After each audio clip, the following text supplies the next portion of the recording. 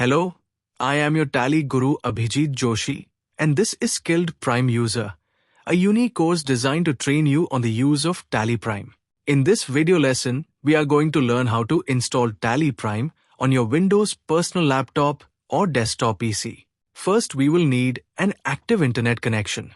We will now open the browser. Here we will open Google Chrome. We will type www.tallysolutions.com, the official website of Tally. This is the official website of Tally Solutions Private Limited. When this video was created, the version of Tally was Tally Prime 6.0. Now to download Tally, we will click on the download button. Here we have two options, Tally Prime and Tally Prime Edit Log. We will click on the download button of the first option. The setup file is now being downloaded. The download is now complete. We will now click here to start the setup. You may get a confirmation. Do you want to allow this app to make changes to your device? We will click on Yes.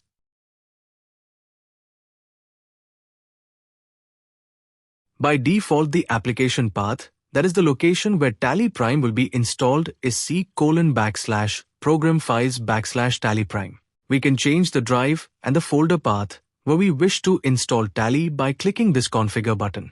Here we can click on application path or select it by pressing enter. Here we can type the new path or select it using the three-dot button on the right side of the text box.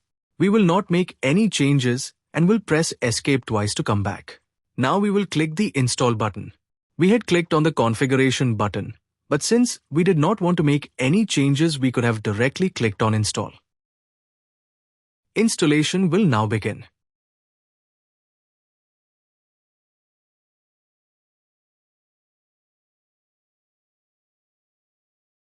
We now will be prompted whether we wish to start Tally Prime now. We will click on the button Start Tally Prime to launch it. This introductory screen of Tally Prime will appear. Whenever Tally Prime is started, Tally will try to search for license details in your computer. So for the first time, this introductory screen will appear for a long time.